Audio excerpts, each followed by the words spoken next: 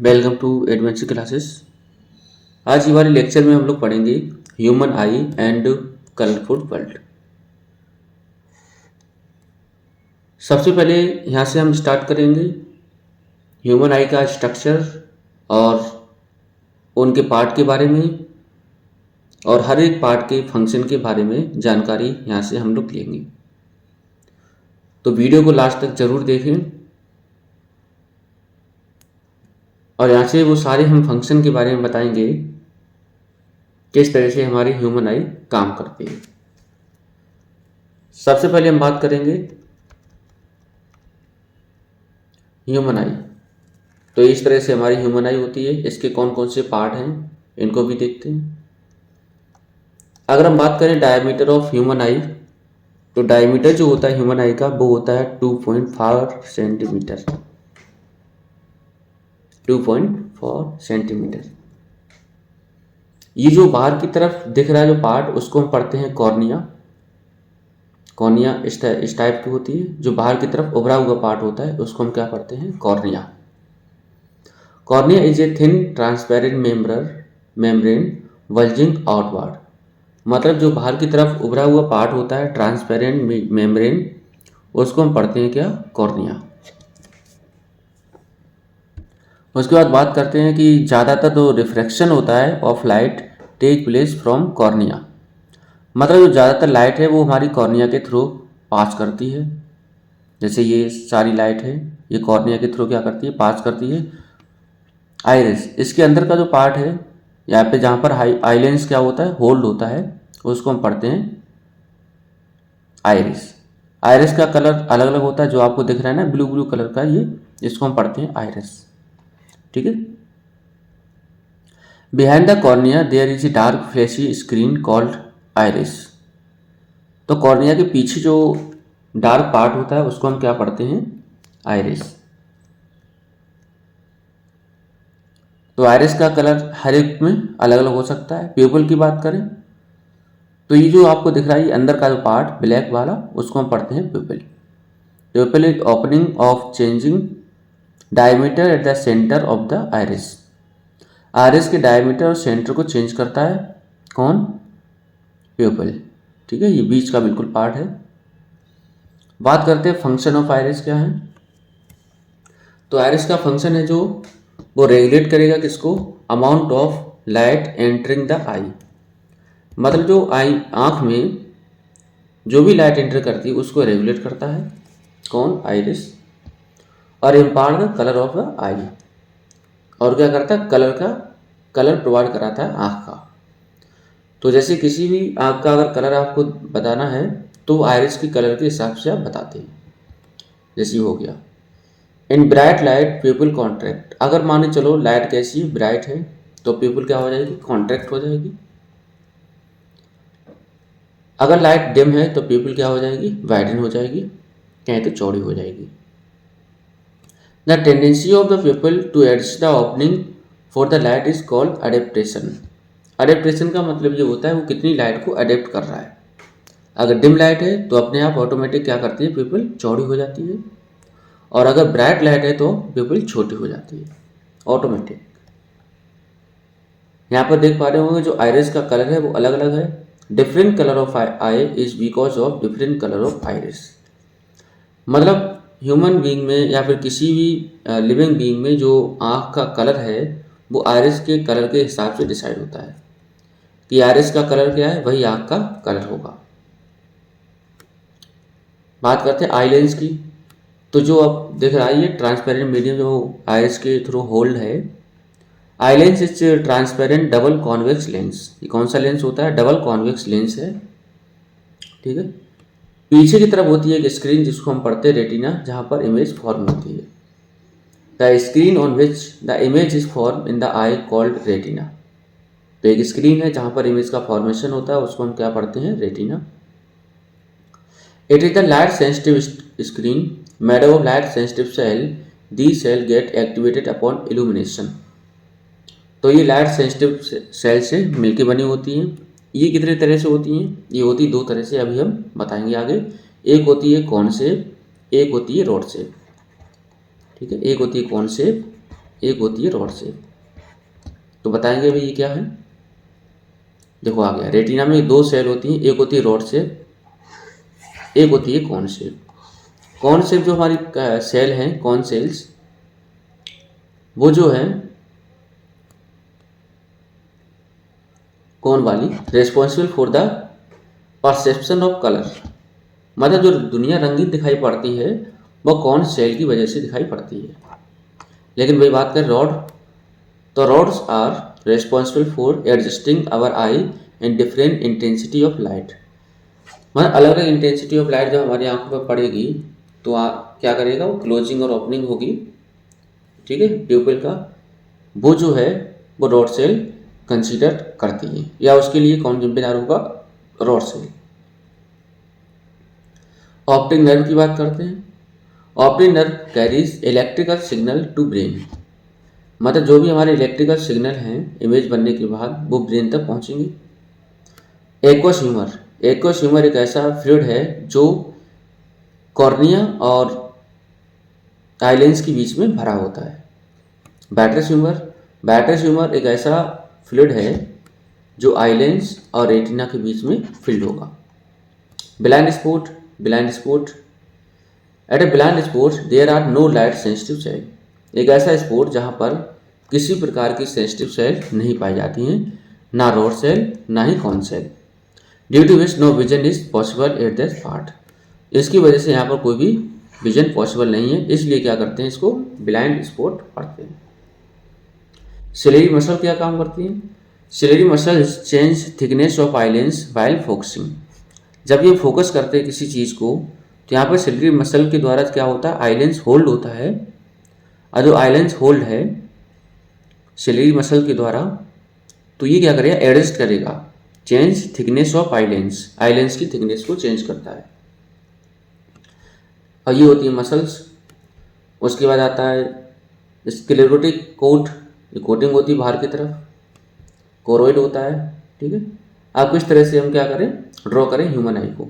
सबसे पहले आपको क्या करना है, एक स्केल लेना है, स्केल में एक रीडिंग लेनी है, कंपास से ले ली, कितनी, 2 हमने बताया 4 डायमीटर, तो 2.4 डायमीटर का एक हमने इस तरह से सर्कल कर दिया। अब क्या करोगे, थोड़ा सा इससे बड़ा एक और हम रीडिंग लेके एक सर्कल करेंगे। सर्कल करने के बाद जैसे हमने कट करा, और कट करने के बाद ये दो हमने इस तरह से लाइनें बना दी, ठीक है।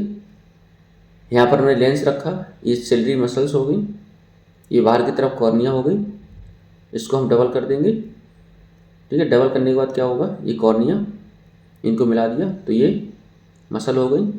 इस तरह से ये ह्यूमन आई बन के तैयार हो गई, ठीक है।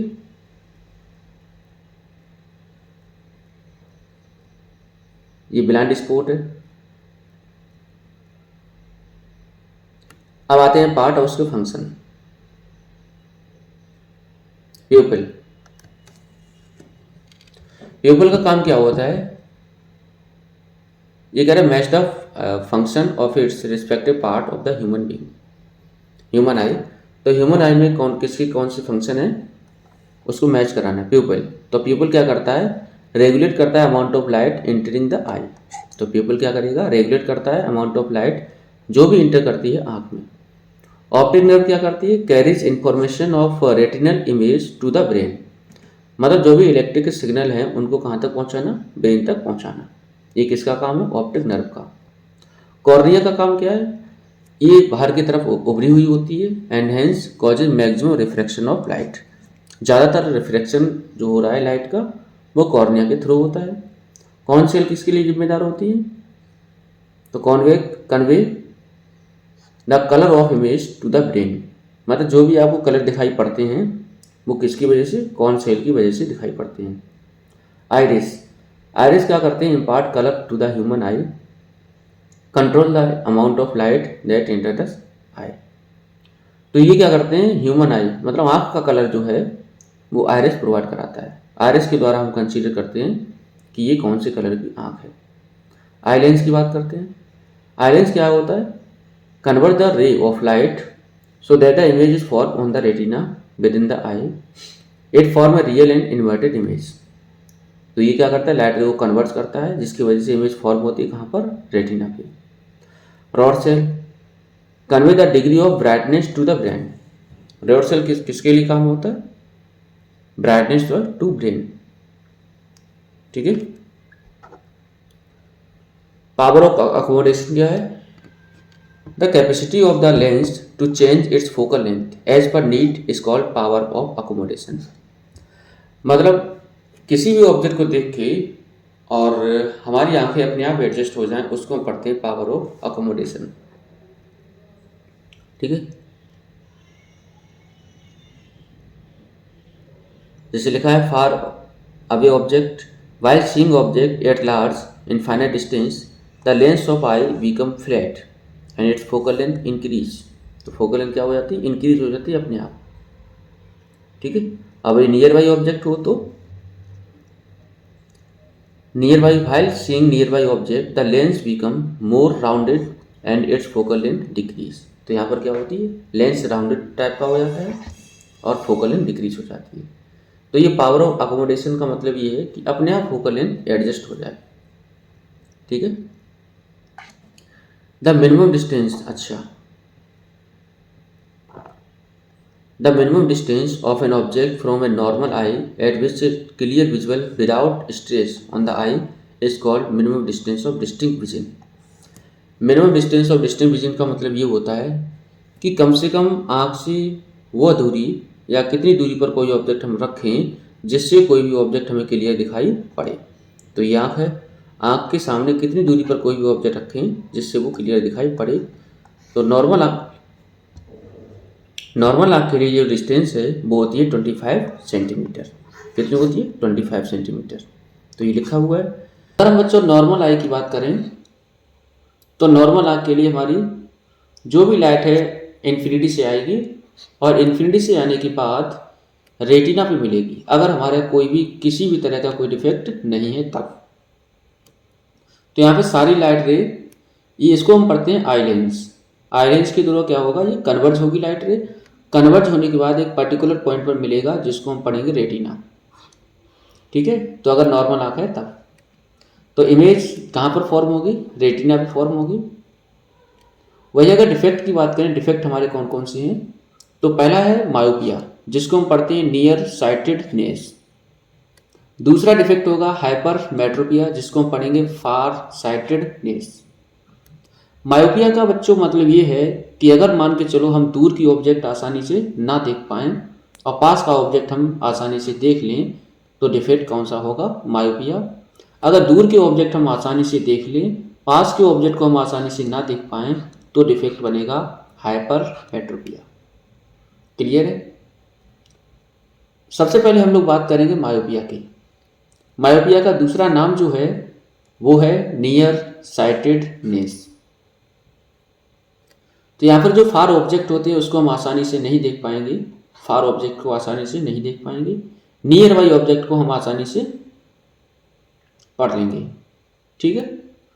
तो यहाँ पर क्या होता है बच्चों, तो ये हमारा क्या है, पैसेंट व्यू। तो यहाँ पर देख पा रहे हैं नियर ऑब्जेक्ट हम आसानी से देख लेंगे लेकिन फार ऑब्जेक्ट को आसानी से नहीं देख पाएंगे।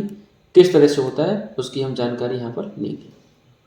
नॉर्मल आँख की बात करें तो नॉर्मल आँख हमारी ये होगी।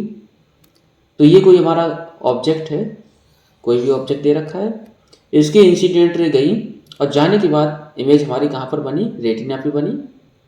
तो ये अगर इमेज हमारी रेटिना पे बन जाए तो कौन सी होगी, नॉर्मल आँख होगी। मतलब ये वाले में कोई किसी तरह का डिफेक्ट नहीं है, ठीक है। अगर कोई मान के चलो डिफेक्टेड आँख है, डिफेक्टेड किसी प्रकार का डिफेक्ट है तो जो इमेज है वो रेटिना पे नहीं बनेगी। तो ये दे रखा है ऑब्जेक्ट, क्या है, ऑब्जेक्ट। अब ये ऑब्जेक्ट की इमेज कहाँ फॉर्म होगी, रेटिना पे। अगर रेटिना पे फॉर्म हो गई तो समझ जाओ किसी तरह का डिफेक्ट नहीं है, अगर रेटिना पे फॉर्म नहीं हो रही है तो समझ जाओ उसमें किसी तरह का डिफेक्ट है। तो this defect may arise due to elongation of eye ball. ये जो नियर साइटेडनेस है या फिर मायोपिया है उसका जो कॉज होगा वो बनेगा arise due to elongation of eye ball. मतलब आई बॉल है कैसी होगी, इलोंगेट हो गई, इलोंगेट का मतलब ये होता है कि साइज बड़ा हो गया आई बॉल का, आई बॉल का साइज, आई बॉल ये होती है टोटल, ठीक है, आई बॉल ये क्या होता है लेंस। तो आई बॉल देखो बड़ा हो गया, पहले क्या था नॉर्मल आंख है ये। और अगर मान के चलो नियर साइटेडनेस वाला डिफेक्ट है, मायोपिया डिफेक्ट है, तो आई बॉल का साइज कैसा हो गया इलोंगेट। जैसे इलोंगेट होगा तो क्या होगा, the light ray from a distant object arrive at the eye lens get converge at a point in front of retina. मतलब पहले क्या था, पहले वाले केस में इमेज कहाँ पर बनी थी, रेटिना पे। अगर मान चलो इसमें कोई किसी तरह का डिफेक्ट है तो इमेज रेटिना पे नहीं बनेगी, तो मायोपिया के लिए क्या होगा, जो इमेज है वो रेटिना से पहले बन जाएगी, मतलब पहले कन्वर्ट हो जाएगी। क्यों, क्योंकि यहाँ पर क्या हो गया, आई बॉल का इलोंगेशन हो गया है। जब आई बॉल का इलोंगेशन होगा तो यहाँ पर क्या हुआ, देखो लाइट रे हमारी पहली क्या हो गई, कन्वर्ट हो गई। इमेज कहाँ पर बनेगी, यहाँ पर बनेगी, ठीक है। तो रेटिना से पहले बन गई इमेज, तो इसमें किस तरह का डिफेक्ट है, मायोपिया। अब इसे हमें सही करना है, तो सही करने के लिए हम किस तरह का लेंस का प्रयोग करें। तो यहाँ पर बच्चों आपको मालूम है, यहाँ पर वॉल क्या हो गई, इलोंगेट हो गई। इलोंगेट होने की वजह से ये रेटिना पे ना बन के रेटिना से पहले बन गई इमेज। अब ये वाला पॉइंट तुम्हें कहाँ पहुँचाना है, ये रेटिना पे पहुँचाना है। तो रेटिना पे पहुँचाने के लिए क्या करना है, लाइट रे को फिर से थोड़ा डाइवर्ट कराना है। तो डाइवर्ट कराने के लिए हम क्या लगाएंगे, यहाँ पर किसी तरह का लेंस का प्रयोग करेंगे। और जो लेंस है वो किस तरह का लेंस होना चाहिए, चलिए बात करते हैं। अब मान लो यहाँ पर हमारा पॉइंट है, ये लाइट हमारी यहाँ पर कन्वर्ज हुई है। अगर मान के चलो इसके आगे हम कॉन्वेक्स लगाए लेंस, तो कॉन्वेक्स लेंस लगाने से क्या होगा, लाइट हमारी एक बार यहाँ कन्वर्ट होगी, फिर से और कन्वर्ट हो जाएगी, तो ये वाला पॉइंट हमारा बहुत जल्दी यहाँ पर क्या हो जाएगा, कन्वर्ट हो जाएगा, मतलब इमेज हमारी और पहले बन जाएगी। तो इसलिए हमें किसका प्रयोग करना पड़ेगा, कॉनकेव लेंस का।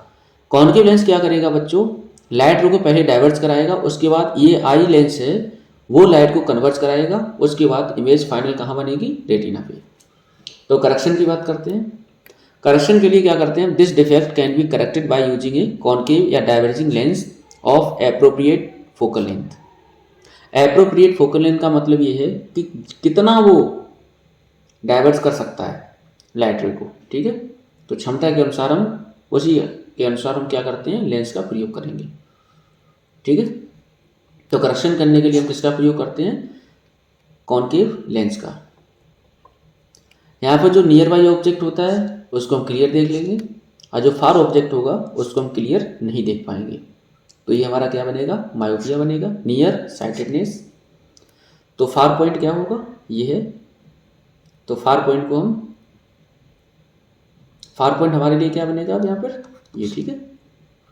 The light ray from a distance object get converge at a point in front of the retina. Retina से पहले जब इसको सही कर लेंगे तो तुम्हारी रेटिना पे इमेज बन जाएगी।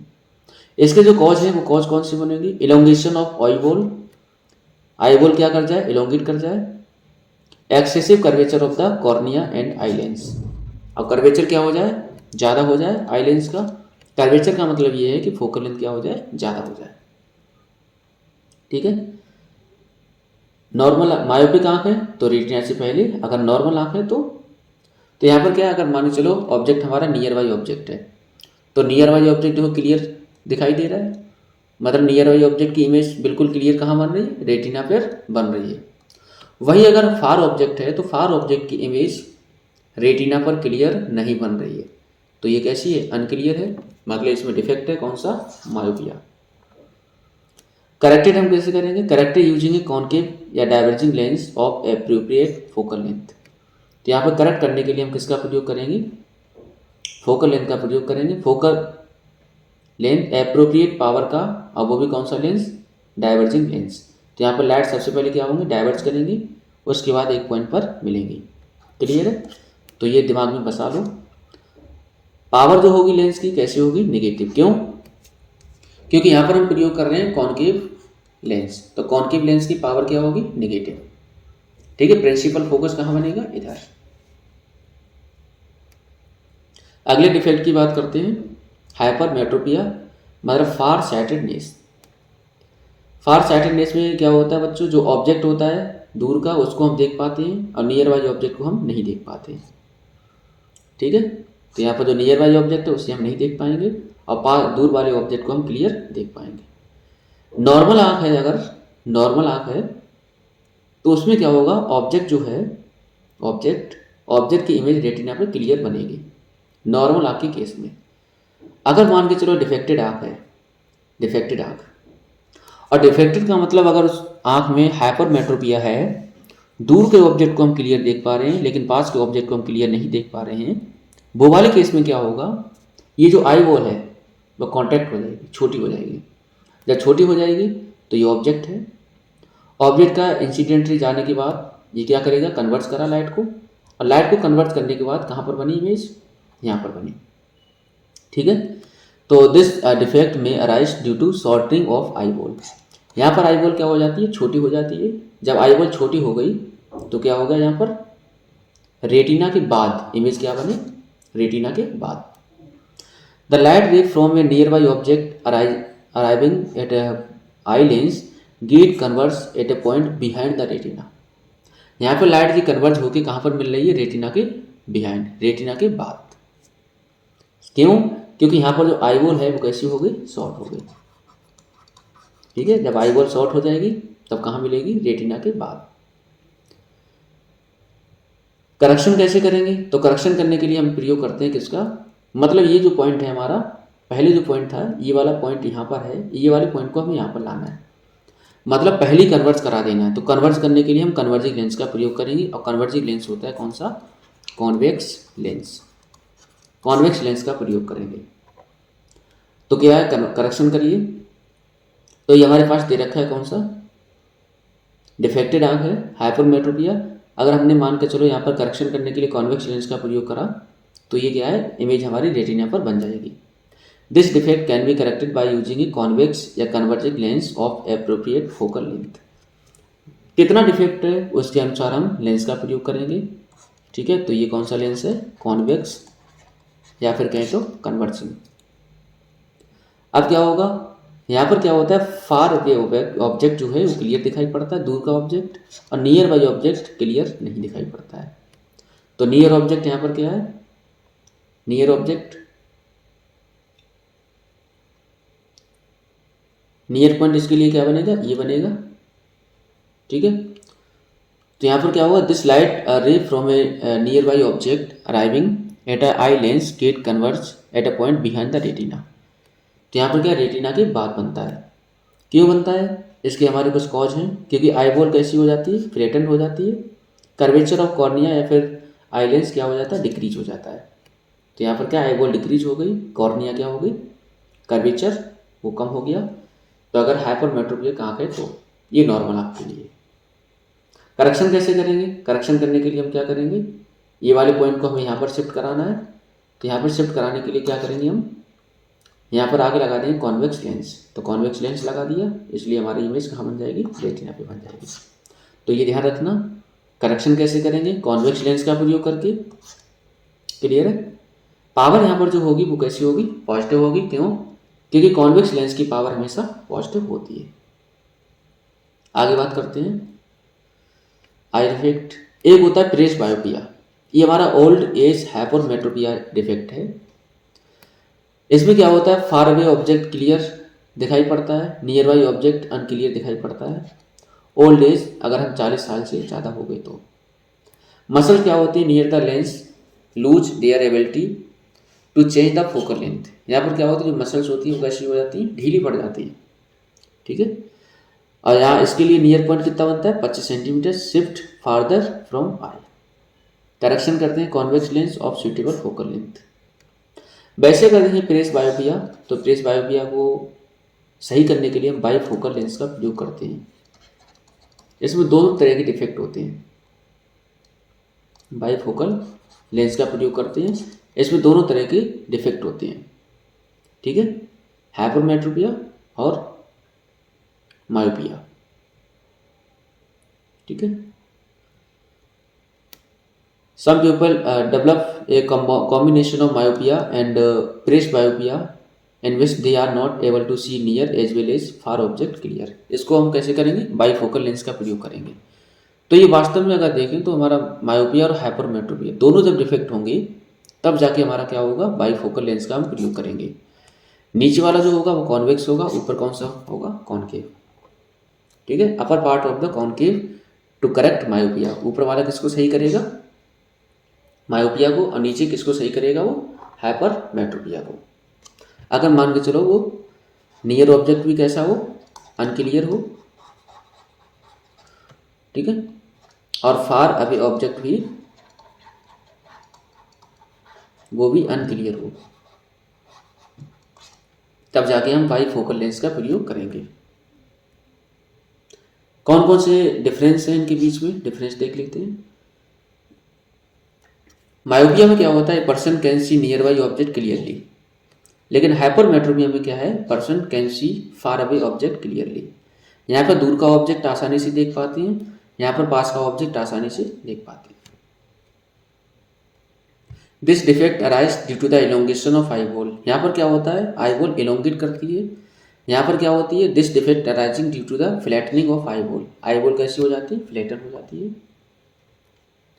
The image of distance object is form in the front of retina. यहाँ पर जो इमेज फॉर्म होती है वो रेटिना से पहले, रेटिना के सामने। यहाँ पर क्या होती है, इमेज जो फॉर्म होती है behind the retina. The defect is corrected by use of concave lens of suitable focal length. यहाँ पर अगर हमें मान चलो मायोपिक आँख को सही करना है तो हम प्रयोग करेंगे कॉनकेव लेंस का। अगर हमें हाइपरमेट्रोपिक आँख को सही करना है तो हम प्रयोग करेंगे कॉन्वेक्स लेंस का सुटेबल फोकल लेंथ का। ये हमारे दोनों में डिफरेंस है। तो इतने हमारे डिफेक्ट थे। कुछ यहाँ से और भी डिफेक्ट हैं, जैसे कि बात करें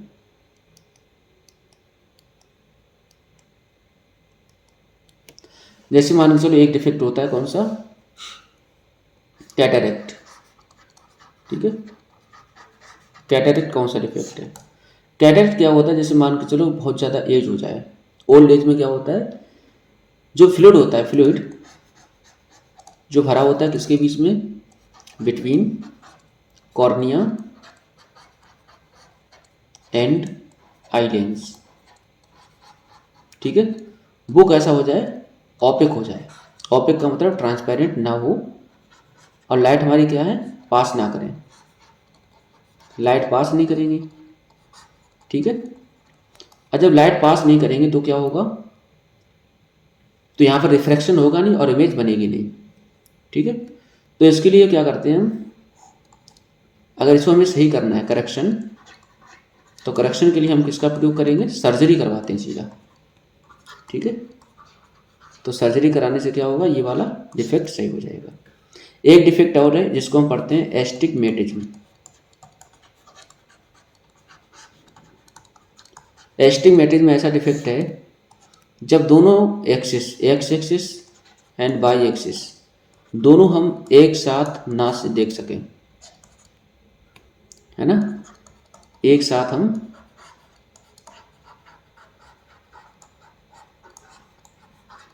ना देख सकें, तब जाके ये वाले डिफेक्ट को हम पढ़ेंगे एस्टिग्मेटिज्म। तो ये पांचवा डिफेक्ट बनेगा, ये चौथा डिफेक्ट होगा। इसको सही करने के लिए हम प्रयोग करते हैं सिलेंड्रिकल लेंस का। सिलेंड्रिकल लेंस का प्रयोग करेंगे। ठीक है, तो ये ध्यान रखना, 5 तरह के डिफेक्ट हैं, इनकी जानकारी हम लोगों ने यहाँ से ले ली। मान के चलो हमारे पास 2 मीडियम है, यहाँ पर हम लोग पढ़ेंगे पार्शियल और टोटल इंटरनल रिफ्लेक्शन।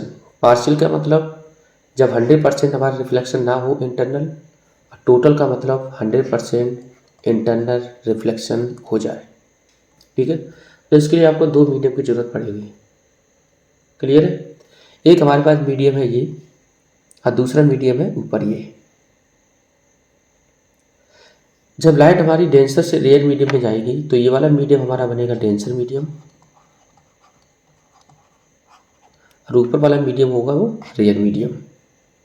तो हमने मान लिया कोई सोर्स जो है लाइट का वो ये है, यहाँ से लाइट रेज हमारी निकलेंगी, सोर्स ऑफ लाइट ये है, यहाँ से लाइट ऑफ रे निकलेंगी।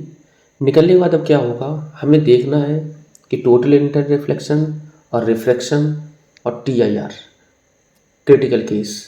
ठीक है, तो हमने क्या करा, यहाँ पर सारी लाइट रे हमने यहाँ पर ले ली। ये हमारी कॉन्सिडेंट लेयर होगी, मतलब ये ऐसी लेयर है, सरफेस है, जिसके ऊपर रियर मीडियम, और यहाँ पर क्या है, डेंसर मीडियम। तो जब लाइट हमारी डेंसर से रियर में जाएगी तो लाइट बेंड होती है किधर, अभी फ्रॉम द नॉर्मल, डेंसर से रियर में जब जाएगी। तो हमने कोई लाइट का सोर्स मान लिया ये है, अब लाइट हमारी डेंसर से रियर में जा रही है। तो पहला हमने नॉर्मल ये बनाया, दूसरा लाइट के लिए हमने नॉर्मल ये बना दिया, तीसरे लाइट के लिए नॉर्मल ये बनाया, चौथी लाइट के लिए नॉर्मल ये बना दिया, पांचवें लाइट के लिए नॉर्मल ये बना दिया। अब यहाँ पर एक चीज़ आप देख पा रहे होंगे कि लाइट हमारी पहले सीधी जा रही थी परपेंडिकुलर, उसके बाद हमने क्या करा, थोड़ी सी बेंड करा दी, उसके बाद और बेंड करा दी, उसके बाद और बेंड करा दी, उसके बाद और बेंड करा दी। मतलब लगातार जो एंगल ऑफ इंसिडेंट है उसकी वैल्यू ये वाली बढ़ती आ रही है। तो यहाँ पर एंगल ऑफ इंसिडेंट की वैल्यू अलग, यहाँ पर थोड़ी इंक्रीज हो गई, यहाँ पर और ज़्यादा बढ़ गई, यहाँ पर और ज़्यादा बढ़ गई। तो यहाँ पर जब एंगल ऑफ इंसिडेंट को बढ़ाओगे तो एंगल ऑफ रिफ्रैक्शन भी इंक्रीज होगा। ठीक है, तो यहाँ पर क्या हुआ, जब लाइट हमारी रेयर से डेंसर से रेयर में गई तो इस तरह से हमारी क्या हो गई, यहाँ हमने मान लिया एंगल ऑफ इंसिडेंट 30 डिग्री है, तो यहाँ पर एंगल ऑफ रिफ्रैक्शन कितना है, 50 डिग्री। और यहाँ पर हमने एंगल ऑफ इंसिडेंट को इंक्रीज कर दिया, कितना हो गया, 35 डिग्री। तो हमारा एंगल ऑफ रिफ्रैक्शन कितना बना, इंक्रीज हो जाएगा, कितना बना, 70 डिग्री। अगर एंगल ऑफ इंसिडेंट हमारा 40 डिग्री हो जाए तो एंगल ऑफ रिफ्रैक्शन और क्या होगा, इंक्रीज हो जाएगा, कितना हो गया, हमने मान लिया यहाँ पर हो गया 90 डिग्री। अगर इससे ज़्यादा हम एंगल ऑफ इंसिडेंट को कर दें, इससे ज़्यादा एंगल ऑफ इंसिडेंट को कर दें तो क्या होगा, ठीक है। तो हमने मान लो एंगल ऑफ इंसिडेंट को और ज़्यादा बढ़ा दिया, 45 डिग्री कर दिया। अब लाइट क्या होगी, यहाँ पर देखो, जब एंगल ऑफ इंसिडेंट 40 डिग्री है तब एंगल ऑफ रिफ्रैक्शन कितना है, 90 डिग्री। अगर एंगल ऑफ इंसिडेंट को और ज़्यादा बढ़ा दोगे तो ये वाली लाइट जो है वो पलट के उसी मीडियम में वापस आ जाएगी। तो ये वापस आ गई। ये वाले केस को हम पढ़ते हैं क्या, total internal reflection. Critical case, सबसे पहले आपको क्या मिलेगा, देखो, जब एंगल ऑफ इंसिडेंट, यहाँ पर आपको क्रिटिकल केस लेके चलना है। क्रिटिकल केस हमारा कौन सा है, ये वाला है क्रिटिकल केस।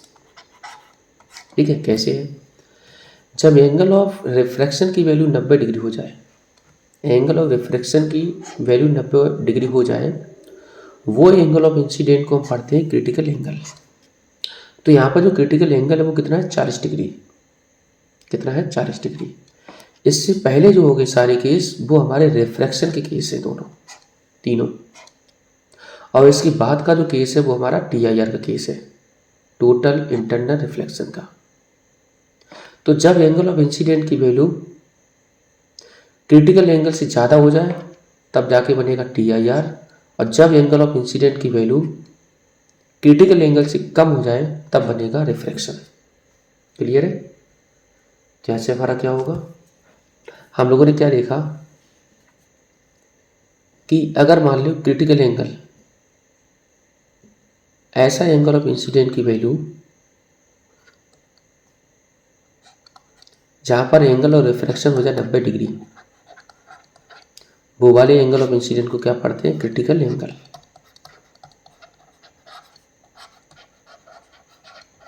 ठीक है, अच्छा, अगर एंगल ऑफ इंसिडेंट की वैल्यू कम है क्रिटिकल एंगल से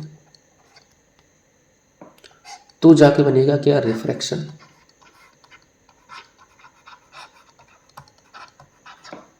दूसरा, अगर एंगल ऑफ इंसिडेंट की वैल्यू क्रिटिकल एंगल से ज़्यादा हो जाए तो केस होगा TIR का। ठीक है, अच्छा, दूसरी बात, यहाँ पर क्या हुआ था बच्चों,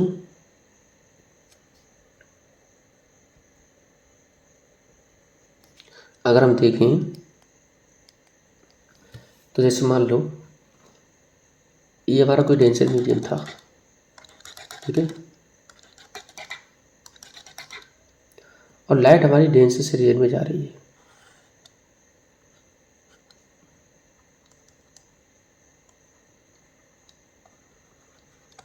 हमने मान लिया ये वाले एंगल है क्रिटिकल एंगल, और यहाँ पर एंगल ऑफ रिफ्रैक्शन कितना होगा, 90 डिग्री। ये 90 कर दिया हमने, ठीक है, ये हो गया 90 डिग्री। ठीक है, इसका रिफ्रैक्टिव इंडेक्स हमने मान लिया n, और इसका मान लिया n, a बराबर कितना है 1, क्योंकि ये हमारा रेयर मीडियम है तो हमने ले लिया क्या एयर। अब ये वाले केस में अगर हम निकालें क्रिटिकल एंगल किसके बराबर होगा, तो अगर यहाँ पर हम लगाए स्नेल्स लॉ, तो स्नेल्स लॉ होता है किसके बराबर, साइन आई और अपॉन में साइन आर बराबर पड़ते हैं रिफ्रैक्टिव इंडेक्स। ठीक है, करो लगाओ यहाँ पे स्नेल्स लॉ। तो साइन आई की वैल्यू कितनी है हमारे पास, साइन आई सी अपॉन में साइन आर, आर का मतलब 90 डिग्री, एंगल ऑफ रिफ्रैक्शन बराबर रिफ्रैक्शन, रिफ्रैक्टिव इंडेक्स कितना होगा, एयर का रिफ्रैक्टिव इंडेक्स किसके रेस्पेक्ट में, मीडियम की, तो हो जाएगा 1/n। तो यहाँ से जो साइन सी की वैल्यू होगी क्रिटिकल एंगल की, वो हमेशा होगा 1/, रिफ्रैक्टिव इंडेक्स। क्लियर है, ये जाके बनेगा। आगे बात करते हैं, एक्सपेरिमेंट के थ्रू समझते हैं कि किस तरह से हमारा TIR देखने को मिलता है।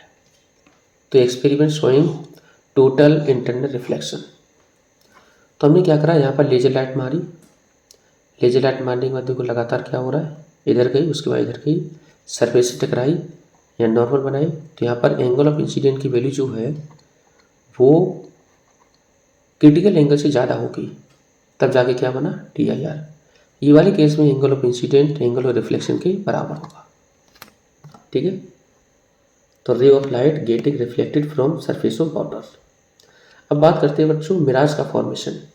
मिराज, तो मिराज का फॉर्मेशन डेजर्ट में कैसे होता है, तो जैसा कि हम लोगों ने पढ़ा है बच्चों कि जो नीचे जो होता है गर्म गैसें होती हैं, नीचे कैसे होंगी, हॉट गैसेस होंगी, और जैसे इसे ऊपर जाओगे तो कैसा होगा, कोल्ड गैसेस होंगी, ठंडी गैसें। ठीक है, तो नीचे का जो मीडियम होगा वो तुम्हारा मीडियम बनेगा रेयर, और ऊपर का जो मीडियम होगा वो कैसा होगा, डेंसर मीडियम। अब क्या है, जब लाइट तुम्हारी डेंसर से रेयर में जाएंगी,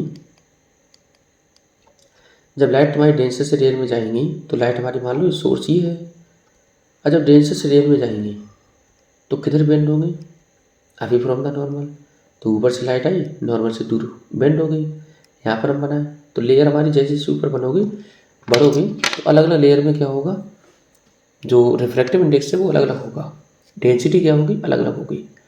तो यहाँ पर डेंसिटी ज़्यादा, यहाँ डेंसिटी कम, यहाँ डेंसिटी और कम। अब क्या होगा, यहाँ पर नॉर्मल बनाओ, बना दी नॉर्मल, तो लाइट किधर बेंड होगी, अभी फ्रॉम द नॉर्मल। उसी प्रकार से लाइट सीधी आई, ये वाले सरफेस पे बनाओ नॉर्मल, बना दिए, लाइट किधर बेंड होगी, अभी फ्रॉम द नॉर्मल। इस तरह से लगातार रिफ्रैक्शन होता रहेगा, और ये लाइट जब इसकी आँख पे पड़ेगी उसके बाद ये देखेगा तो ये जो पेड़ है वो उसे उल्टा दिखाई पड़ेगा इस तरह से। इसको हम पढ़ते हैं मिराज का फॉर्मेशन। तो मिराज का फॉर्मेशन जो है वो हमारा एक एप्लीकेशन है किसका, TIR का। ठीक है, TIR का एप्लीकेशन है। तो इन्वर्टेड इमेज यहाँ पर फॉर्म हो गई है पेड़ की। ठीक है, अगर बात करें the water that you can see is actually the reflection of blue sky on the ground due to mirage. तो मिराज की वजह से ही आप जो पानी भरा हुआ होता है ग्राउंड पे वो नीला आप लोग देखते हो। ठीक है, तो वास्तव में वो किसका कलर होता है, स्काई का कलर होता है। आगे बात करते हैं, have you seen water on heavy on road in summer season on A hot afternoon. जब बहुत ज़्यादा गर्मी पड़ती है तो आप लोग देखते हैं कि रोड पे पानी भरा हुआ फील होता है, कि जब आप रोड पे हाईवे पे चलते हैं तो आपको ऐसा लगता है कि रोड पे पानी भरा हुआ है, लेकिन वास्तव में वो पानी वगैरह कुछ नहीं होता है। ठीक है, वो वास्तव में क्या है, रिफ्लेक्शन है। For mirage to occur there has to be total internal reflection. अच्छा, TIR के लिए दो कंडीशन होनी चाहिए। कौन सा, जो हम बता चुके हैं, पहला light should be travel from denser to rare medium, और दूसरा जो है light should hit at an angle greater than critical angle. मतलब अगर ये दो कंडीशन है तब जाके TIR होगा। तो क्रिटिकल एंगल के लिए दो कंडीशन होनी चाहिए, पहला कि डेंसर से रेयर में जानी चाहिए लाइट, और दूसरा क्रिटिकल एंगल की वैल्यू से ज़्यादा होना चाहिए एंगल ऑफ इंसिडेंट की वैल्यू। क्लियर है। अब बात करते हैं dispersion of white light, Newton's experiment. ठीक है, हमने मान लिया एक हमारे पास कोई प्रिज्म है, इस तरह से रखा हुआ है। ठीक है, जब प्रिज्म की एक साइड से हमारी वाइट कलर की लाइट जाएगी, इससे पहले हम बता दें कि जो वाइट कलर होता है आपका वो 7 कलर का कॉम्बिनेशन होता है। तो जो वाइट कलर है वो 7 कलर का कॉम्बिनेशन है। क्लियर। तो हमारे पास कोई प्रिज्म वगैरह दे रखा है, तो हमने मान लीजिए हमारे पास प्रिज्म है। तो जब लाइट हमारी एक सरफेस पे लड़ेगी, तो हमारी लाइट एक सरफेस पे ऐसी लड़ी, तो ये वाइट कलर की लाइट हमारी 7 कलर में डिवाइड होगी। अब वो 7 कलर हमारे कौन कौन से होंगे? विबिक्योर, इस तरह से violet, indigo, blue, green, yellow, orange, red. तो इस तरह से हमारे 7 कलर यहाँ पर फॉर्म हो गए। ठीक है,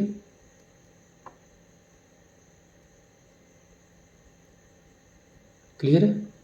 अच्छा, अब यहाँ पे डिस्पर्जन क्या है? डिस्पर्जन तो the phenomena of splitting of white light by a prism into its constituent colour is known as dispersion.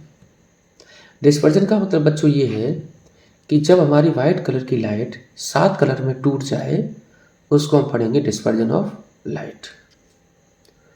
और जो हमारा बैंड फॉर्म हो रहा है 7 कलर का, इसको हम पढ़ते हैं स्पेक्ट्रम। क्या पढ़ेंगे? स्पेक्ट्रम।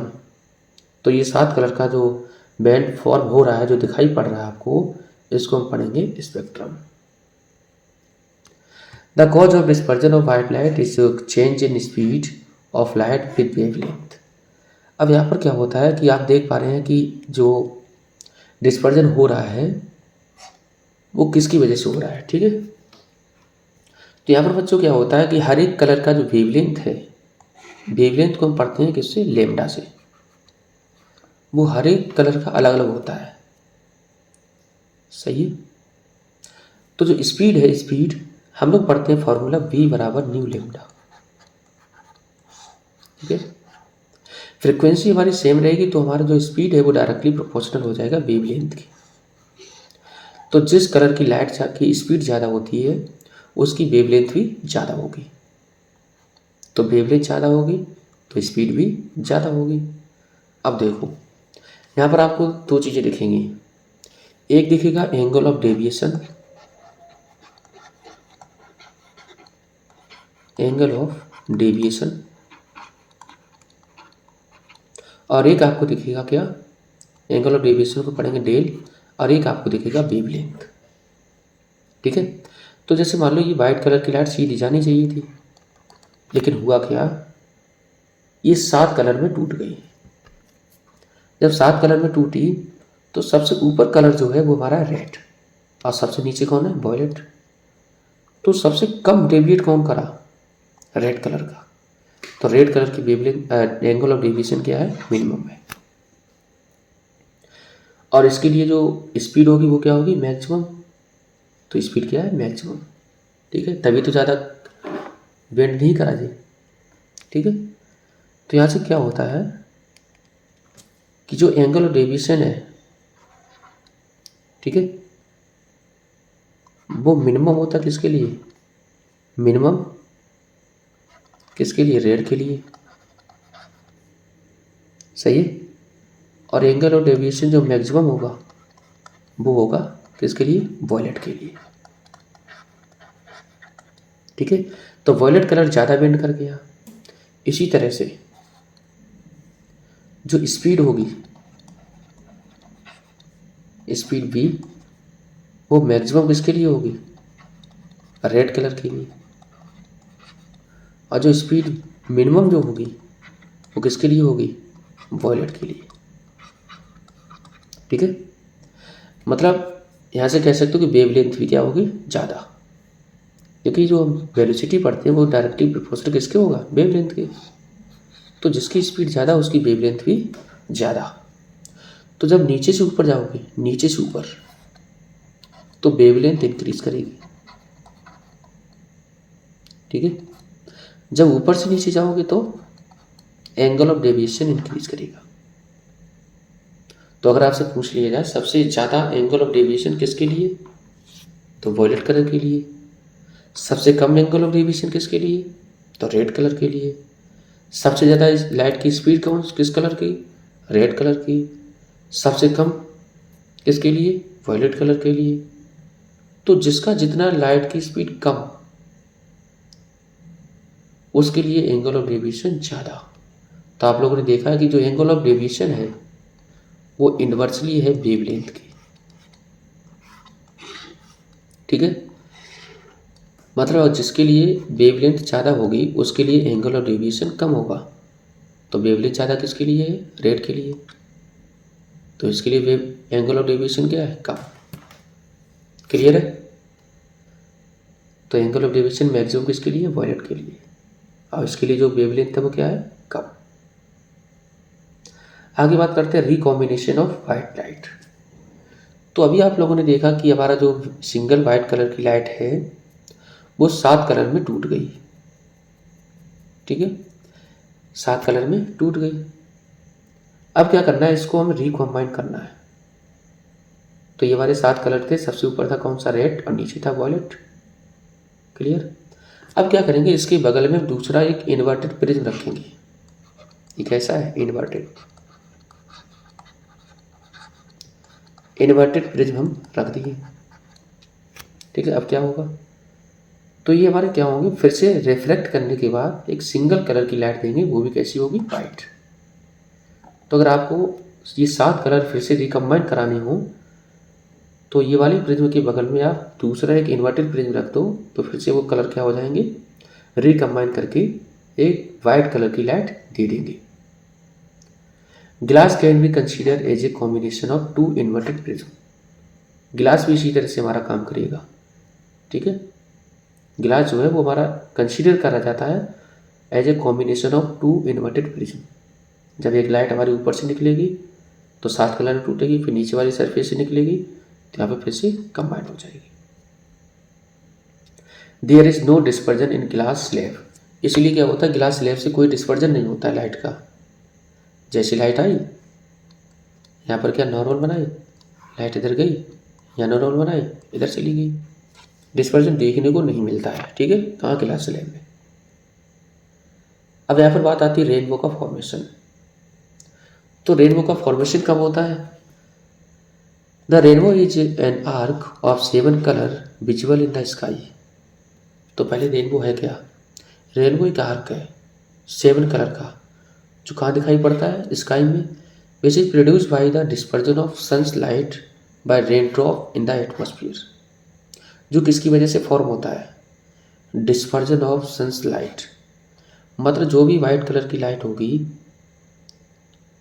उस, तो जो ड्रॉपलेट है हमारी, वाटर की ड्रॉपलेट जो प्रेजेंट होती हैं एटमॉस्फेयर में, उसके द्वारा जब हमारा लाइट पास करेगी तो हमारा वो एक प्रिज्म की तरह बिहेव करेगी। हर एक ड्रॉपलेट किसकी तरह बिहेव करेगी, प्रिज्म की तरह। तो यहाँ पर लाइट जाएगी, अब वो 7 कलर में टूट जाएगी, ठीक है।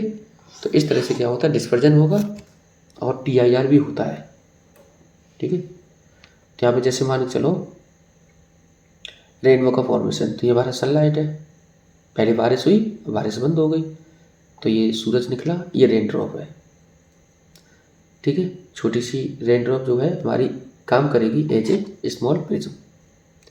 तो सन से लाइट आई, अब ये वाइट कलर की लाइट आई, अब क्या होगा, यहाँ नॉर्मल बनाई, अभी लाइट हमारी 7 कलर में टूटेगी। तो यहाँ पे 2 चीज़ें होंगी, रिफ्लेक्शन और डिस्पर्जन। लाइट पास भी करेगी और दूसरा लाइट हमारी टूटेगी भी। तो लाइट का रिफ्लेक्शन हुआ और डिस्पर्जन हुआ। अब क्या होगा, लाइट हमारी यहाँ से टकराने के बाद वापस चली आएगी, तो क्या हुआ, TIR। TI होने के बाद जब इधर से हम देखेंगे तो आपको कहाँ दिखेगा, रिफ्लेक्शन फिर से होगा। अब इस तरह से इनको पीछे तक बढ़ाएंगे तो आपको कहीं इस तरह क्या नज़र आएगा, रेनबो, ठीक है। तो जो रेनबो का फॉर्मेशन है वो हमेशा अपोजिट साइड में फॉर्म होता है, ठीक है। जैसे मान के चलो आप इधर सन की पोजीशन है और यहाँ पर आप खड़े हुए हैं, तो आपके हमेशा अपोजिट साइड में, जैसे मान लो यहाँ है तो आपके सामने, तो वाटर ड्रॉपलेट यही है, तो यहाँ पर क्या होगा, रेनबो का फॉर्मेशन होगा। ठीक है, तो हमेशा ध्यान रखना सन के अपोजिट साइड में। तो रेनबो का फॉर्मेशन कब होगा, तो कौन कौन चीज़ें होनी चाहिए, तो पहला तुम्हारा है रिफ्लेक्शन, दूसरा है डिस्पर्जन और तीसरा है TIR। ठीक है, तीनों चीज़ें यहाँ पर होती हैं। हम ट्विंकलिंग ऑफ स्टार्स, तो जो हमारे स्टार्स होते हैं वो ट्विंकल क्यों करते हैं, तो स्टार्स पहली बात पॉइंट सोर्स होते हैं लाइट के। सही है, पॉइंट सोर्स हैं लाइट के। जैसे हम बात करें लाइट ईयर, तो लाइट ईयर एक डिस्टेंस होती है travel by light in 1 year, मतलब एक साल में वो कितना डिस्टेंस को ट्रेवल करता है उसको हम पढ़ते हैं क्या, डिस्टेंस लाइट ईयर। ठीक है, तो लाइट ईयर से अगर आपको लग रहा हो कि टाइम की यूनिट है, तो लाइट ईयर हमारी टाइम की यूनिट नहीं है बल्कि किसकी यूनिट है, डिस्टेंस की। क्योंकि हमारे जो स्टार्स हैं वो हमसे बहुत दूर है, जब बहुत दूर है तो हम इसको मेजर करेंगे तो लाइट ईयर में मेजर करेंगे ये डिस्टेंस को। लगभग ये 6 ट्रिलियन माइल्स के बराबर होता है। तो ट्विंकल का पोजीशन हमारे से बहुत दूर है, कहे तो हमसे बहुत दूर है, डिस्टेंस बहुत ज़्यादा है। अब क्या होगा, जैसे जैसे हम हमारा ऊपर देखेंगे या फिर जैसे जैसे ऊपर आप जाएंगे तो यहाँ पर क्या होगा, हर एक लेयर में मीडियम जो होगा वो अलग अलग होगा। कहे तो सबसे नीचे कैसा मीडियम होगा, डेंसर, उसके ऊपर जाएंगे तो रेयर, और उसके ऊपर जाएंगे तो इस तरह से क्या होगा, ऊपर जाएंगे तो मीडियम चेंज होता रहेगा। हमने मान लिया जो स्टार्स की पोजीशन है वो ये है, यहाँ से जब लाइट आएगी तो यहाँ पर आई रेयर मीडियम में, यहाँ पर हमने बनाया नॉर्मल। चूँकि हमारे ऊपर होता है रेयर मीडियम, नीचे होता है डेंसर मीडियम, तो लाइट क्या करेगी, बेंड करेगी किधर, तो लाइट हमारी यहाँ से आई रेयर मीडियम में, यहाँ हमने नॉर्मल बना दिया, तो लाइट हमारी किधर बेंड करेगी, नॉर्मल की तरफ, क्योंकि यहाँ पर एक ऐसा मीडियम धीरे धीरे डेंसर मीडियम बन रहा है। उसके बाद यहाँ पर हमने मीडियम बनाया, ये वाले पॉइंट पर क्या बनाया, नॉर्मल, तो लाइट हमारी किधर बेंड होगी, नॉर्मल की तरफ बेंड हो गई। इस तरह से क्या है, लगातार नॉर्मल की तरफ लाइट बेंड होती आ रही। क्यों, क्योंकि यहाँ पर जो लाइट है वो रेयर से डेंसर में आ रही है, रेयर से कहाँ आ रही है, डेंसर में।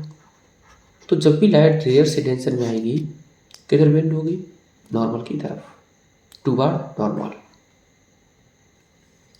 अब क्या है, एक्चुअल पोजीशन तो ये है, एक्चुअल पोजीशन तो ये है, लेकिन आपको दिखाई कहाँ पर पड़ेगा, यहाँ पर। तो ये वाली पोजीशन को हम पढ़ते हैं एक्चुअल पोजीशन, और ये वाली पोजीशन को हम पढ़ते हैं एपरेंट पोजीशन। एपरेंट का मतलब ये है कि कहाँ पर वो अपीयर हो रहा है, तो ये बना एपरेंट पोजीशन और ये बना एक्चुअल पोजीशन। तो अगर आप यहाँ पर अर्थ से देखेंगे तो आपको यहाँ पर नज़र आएगा, लेकिन वास्तविक पोजीशन ये है। ठीक है, तो यहाँ पर आपको ट्विंकल करता हुआ नजर आएगा। Stars are self luminous and can be seen at night in the absence of sunlight. अच्छा, जो स्टार्स होते हैं उनके पास खुद की लाइट होती है, सेल्फ ल्यूमिनस होते हैं, इसलिए इसको हम रात में आसानी से देख सकते हैं। They appear to be point source because of their being at a very large distance from us. और ये हमारे पॉइंट सोर्स की तरह कंसीडर किए जाते हैं। क्यों, क्योंकि ये हमसे बहुत दूर, यानी तो लार्ज डिस्टेंस पर होते हैं। कहाँ पर है, अर्थ से बहुत दूर है। The apparent position of the star keeps changing a bit. This is because of the motion of atmospheric refraction, atmospheric air and changing air density and temperature.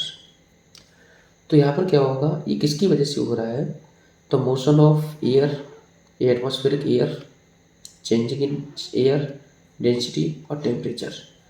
तो लगातार जब हमारी ये कुछ फिजिकल फिनोमेना इसमें चेंज होगा, इसकी वजह से क्या होगा, यहाँ पर डेंसिटी चेंज होगी, ऑप्टिकल डेंसिटी, जिसकी वजह से रिफ्रैक्टिव इंडेक्स चेंज होगा।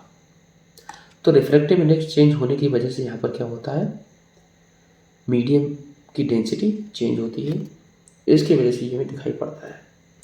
Because of this the refractive index of air keep changing, जिसकी वजह से क्या रिफ्रैक्टिव इंडेक्स चेंज होगा।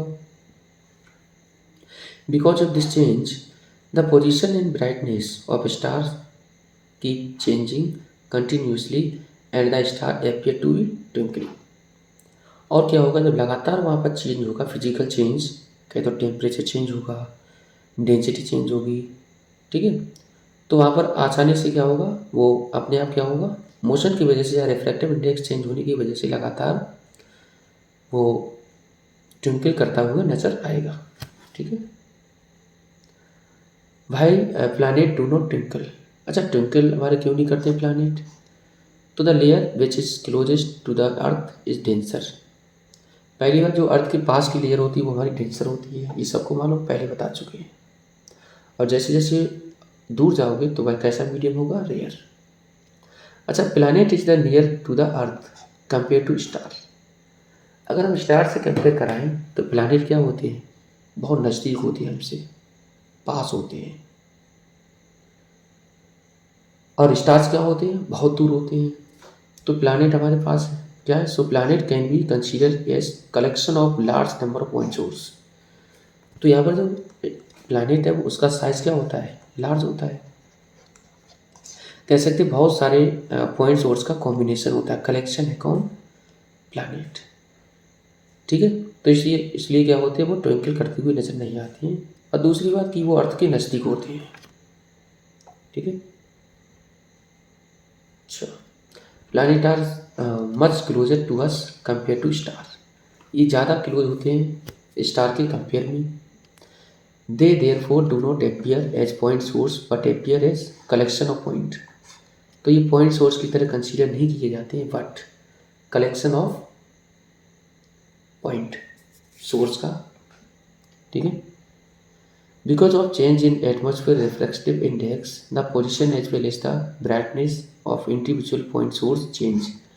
तो पॉइंट सोर्स का जो ब्राइटनेस है वो चेंज होगा एटमोसफेयर रिफ्लेक्शन की वजह से, वो हम पहले ही बता चुके हैं।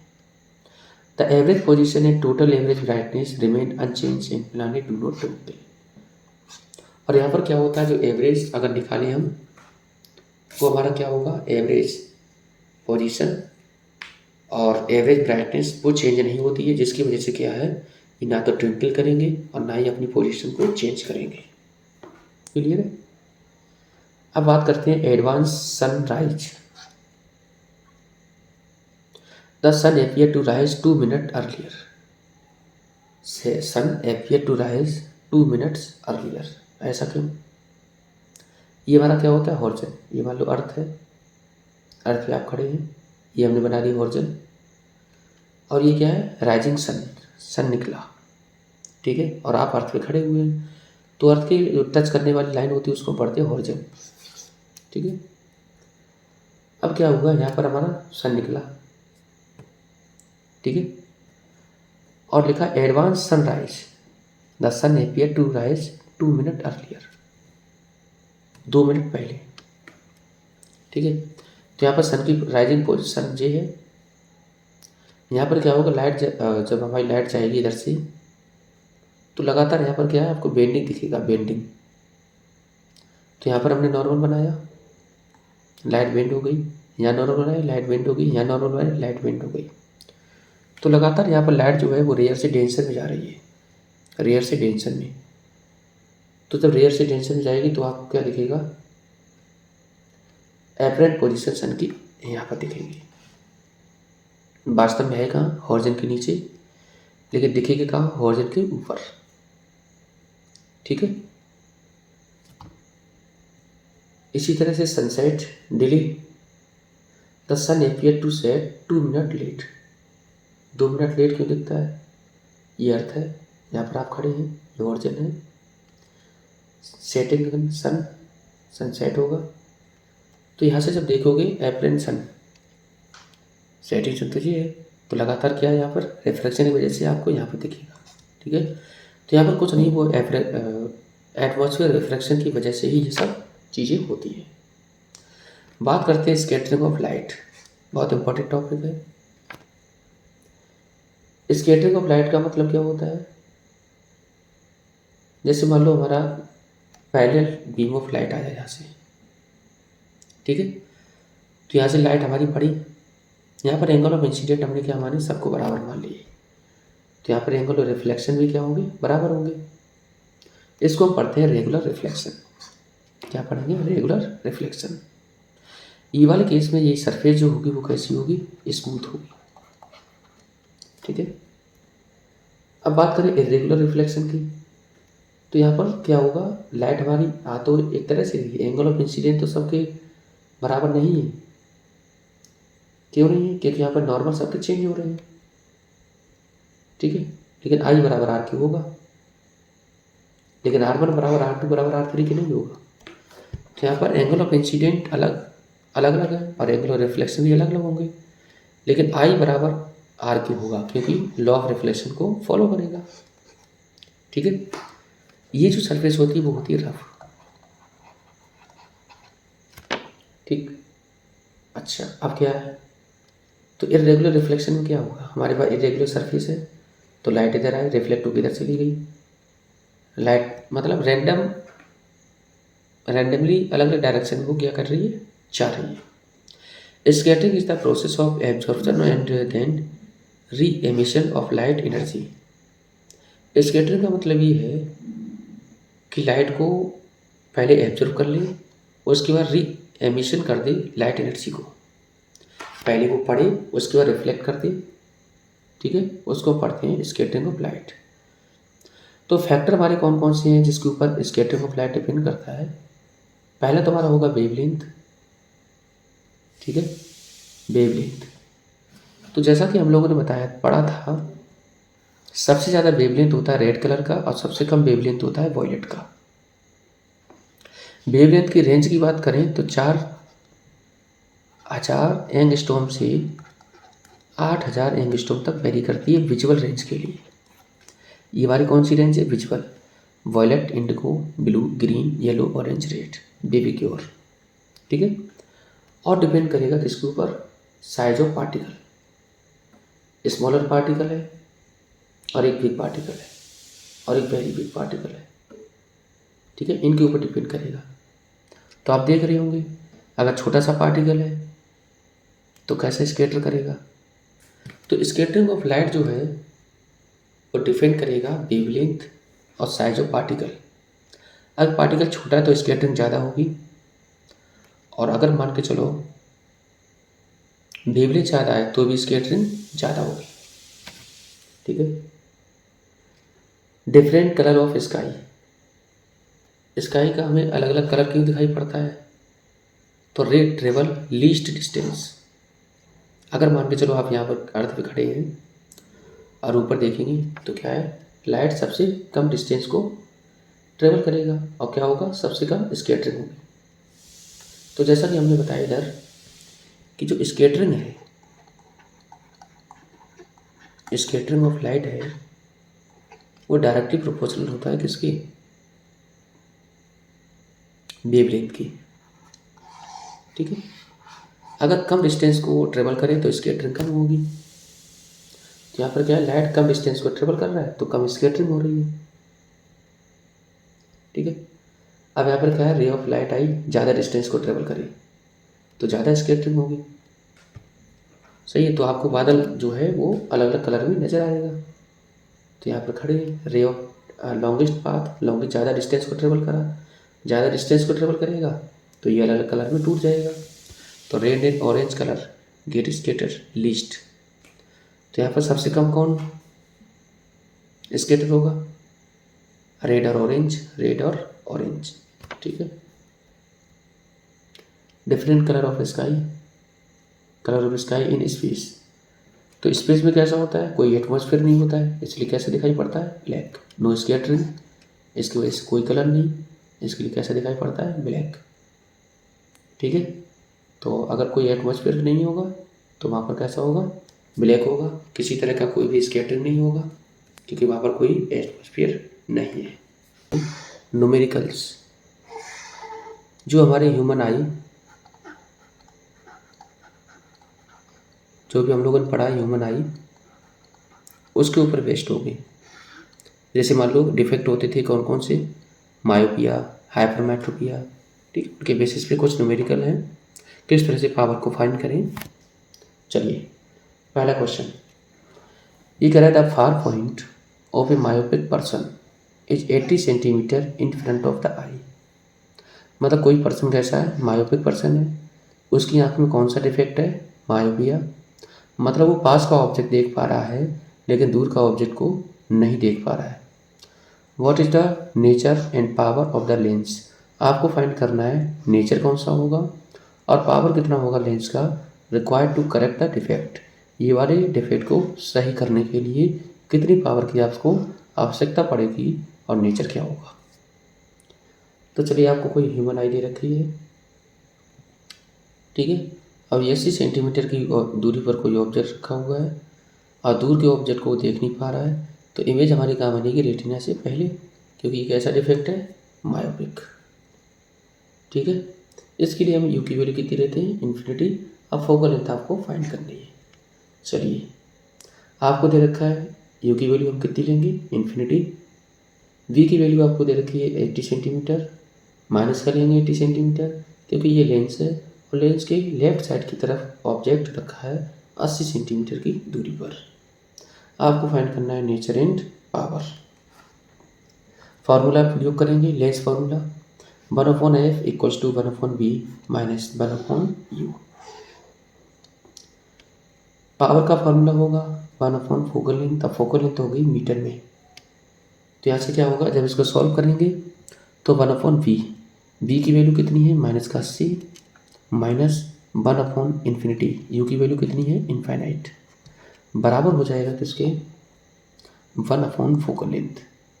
तो यहाँ से जब 1/फोकल लेंथ निकाली तो यहाँ से आ जाएगी कितनी माइनस का 1/80 और यहाँ से फोकल लेंथ की वैल्यू आ जाएगी माइनस का 80 सेंटीमीटर। अगर हम पावर निकालें तो पावर कितना होगा माइनस का, अब इसे हमें मीटर में कन्वर्ट करना है तो फोकल लेंथ हमारी कितनी आएगी माइनस का 0.8 मीटर। अब यहाँ से निकालो पावर, तो पावर हो जाएगा 1/फोकल लेंथ, तो माइनस का 0.8 यहाँ से बनेगा माइनस का 10/8, तो पावर की वैल्यू आएगी कितनी माइनस का 1.25। अब जरा याद करो यहाँ पर नेगेटिव पावर आया, तो नेगेटिव फोकल लेंथ कौन सी लेंस की होगी, कॉन्केव लेंस की। तो इसको सही करने के लिए आप कॉन्केव लेंस का प्रयोग करेंगे, ठीक है, और जिसकी पावर कितनी होगी 1.25। तो concave lens of focal length 80 centimetre is required and the power of the lens is 1.25 dioptre. Clear है। अगला क्वेश्चन ये कह रहा है myopic eye has a far point 2 metre, what type of lens is spectacles would be needed to increase the far point to infinity, also calculate the power of the lens। तो यहाँ पर भाई ये myopic person है, object हमारा कहाँ रखा हुआ है, यू की वैल्यू इन्फिनिटी लेंगे और वी की वैल्यू कितनी होगी 2 मीटर, सही है। तो वी की वैल्यू माइनस का 2 मीटर। उसके बाद आपको फाइंड करना क्या, फोकल लेंथ और पावर। फार्मूला प्रयोग करेंगे, lens formula 1/v minus 1/u बराबर हो जाएगा 1/फोकल लेंथ। पावर का फार्मूला होगा 1/a फोकल लेंथ। अब फोकल लेंथ आप प्रयोग करेंगे किसमें, मीटर में। सॉल्यूशन 1/v, v की वैल्यू आपको कितनी दे रखी है माइनस का 2 मीटर, तो यहाँ से रखेंगे माइनस का 2 मीटर माइनस 1/u, u की वैल्यू कितनी है इनफाइनाइट, बराबर कर देंगे 1/में फोकल लेंथ। इसको सॉल्व करेंगे तो माइनस का 1/2 बराबर हो जाएगा 1/f, 1/f या फिर f की वैल्यू कितनी आएगी माइनस का 2 मीटर। ये बन गई फोकल लेंथ। अब आपको चाहिए क्या, अच्छा माइनस आया तो फोकल लेंथ माइनस कब होती है, कॉन्केव वाले केस में, तो कॉन्केव लेंस की यहाँ पर जरूरत पड़ेगी। पावर निकालें, पावर का फार्मूला होता है 1/f, तो हो जाएगा -1/2, तो आंसर आएगा 0.5 डायोप्टर निगेटिव का। तो यहाँ पर कॉन्केव लेंस लगाएंगे और जिसकी पावर क्या होगी 0.5 डायोप्टर। क्लियर है। The concave lens of focal length 2 centimeter is required, 2 meter is required and the power of lens is 0.5 diopter। अगला क्वेश्चन ये कह रहा है near point of hypermetropic eye is 1 metre, What is the nature and power of the lens required to correct this defect? Assume the near point of the normal eye is 25 centimetre. अब यहाँ पर आपको defect दे रखा है कौन सा, hypermetropia. ये वाले केस में क्या होता है, दूर का ऑब्जेक्ट हम देख पाते हैं, पास का ऑब्जेक्ट हम आसानी से नहीं देख पाते हैं। तो यहाँ पर क्या होगा, वी की वैल्यू आपको दे रखी है 1 मीटर और यू की वैल्यू होगी 25 सेंटीमीटर। तो यू है माइनस का 25 सेंटीमीटर और वी है माइनस का 1 मीटर। यू की वैल्यू हमने चेंज कर ली, वी की वैल्यू माइनस का 100 सेंटीमीटर। नेचर आपको फाइंड करना है, अब पावर ऑफ लेंस आपको निकालनी है। फॉर्मूला वही प्रयोग करेंगे, 1/v माइनस 1/u बराबर होगा 1/फोकल लेंथ। तो यहाँ से पावर का फॉर्मूला होगा 1/फोकल लेंथ। अब फोकल लेंथ होगी मीटर में। सॉल्यूशन 1/v, v की वैल्यू कितनी है, माइनस का 100 माइनस 1/u, u की वैल्यू कितनी है, माइनस का 25 बराबर होगा 1/f। इसको सॉल्व करेंगे तो यहाँ पे प्लस आ जाएगा, ठीक है, बराबर 1/f। एलसीएम लिया 100 से 100 खत्म, माइनस 1 25 चौकू 100, यहाँ 4 आ जाएगा बराबर 1/f। एफ की वैल्यू 1/f कितना आएगा, 3/100। तो एफ की वैल्यू आ जाएगी 100/3 बराबर आएगा 33.3 सेंटीमीटर। क्लियर है। इसको मीटर में कन्वर्ट कर लेंगे तो आ जाएगा 0.33 मीटर, 0.33 मीटर। तो पावर क्या होगी, 1/फोकल लेंथ 0.33 बराबर हो जाएगा 100/33 बराबर आएगा 3 डायोप्टर। ठीक है। तो यहाँ पर आपको ज़रूरत पड़ेगी किसकी, पॉजिटिव पावर। तो पॉजिटिव के लिए हम प्रयोग करते हैं कॉन्वेक्स लेंस का। ठीक है। तो यहाँ पर कॉन्वेक्स लेंस लगा दिया, पावर कितनी होगी, प्लस का 3 डायोप्टर। आगे क्वेश्चन की बात करते हैं। Eye has a near point distance of 0.75 metre. What sort of lens is spectacles would be needed to reduce the near point distance to 0.25 meters? Also calculate the power of lens required to is long sighted और short sighted। आपको ये बताना है कि defect कौन सा है। ठीक है। तो यहाँ पर क्या करना है, आपको यू की वैल्यू दे रखी है कितनी, 0.25 मीटर और वी की वैल्यू आपको दे रखी है कितनी, 0.75 मीटर। तो v बराबर दे रखा है माइनस का 75 सेंटीमीटर, u की वैल्यू माइनस का 25 सेंटीमीटर। इसको हमने सेंटीमीटर में कन्वर्ट कर लिया। नेचर फाइंड करना है, पावर ऑफ लेंस फाइंड करनी है। फॉर्मूला प्रयोग करेंगे 1/v माइनस 1/u बराबर हो जाएगा 1/f। पावर का फॉर्मूला होगा 1/फोकल लेंथ। अब फोकल लेंथ होगी मीटर में। तो यहाँ पर v की वैल्यू आपको दे रखी है 75 सेंटीमीटर। तो 1/- माइनस का 75 माइनस 1/- माइनस का 25 बराबर 1/फोकल लेंथ। यहाँ पर आ जाएगा माइनस का 1/75 प्लस 1/25 बराबर 1/फोकल लेंथ। तो -1 + 3/75 बराबर 1/फोकल लेंथ। तो 2/75 बराबर 1/फोकल लेंथ। फोकल लेंथ हो जाएगा 75/2। अब फोकल लेंथ की वैल्यू आएगी कितनी, 37.5 सेंटीमीटर। तो यहाँ से फोकल लेंथ पॉजिटिव आ रही है, तो कौन सा लेंस होगा, कॉन्वेक्स लेंस। पावर अगर निकालें तो होगा 1/फोकल लेंथ। तो फोकल लेंथ हमारे पास है, इसको मीटर में कन्वर्ट कर लेंगे तो पावर आएगी कितनी, 2.67 डायोप्टर। तो यहाँ से क्या होगा, कौन से प्रकार का लेंस होगा, कॉन्वेक्स लेंस। क्लियर है। तो ये हमारे कुछ न्यूमेरिकल थे जो किसके ऊपर बेस्ड हैं, जो हमारे बेस्ड हैं ह्यूमन आई के ऊपर, डिफेक्ट ऑफ विजन, मायोपिया और हाइपरमेट्रोपिया। तो पढ़ाई करते रहें। All the very best.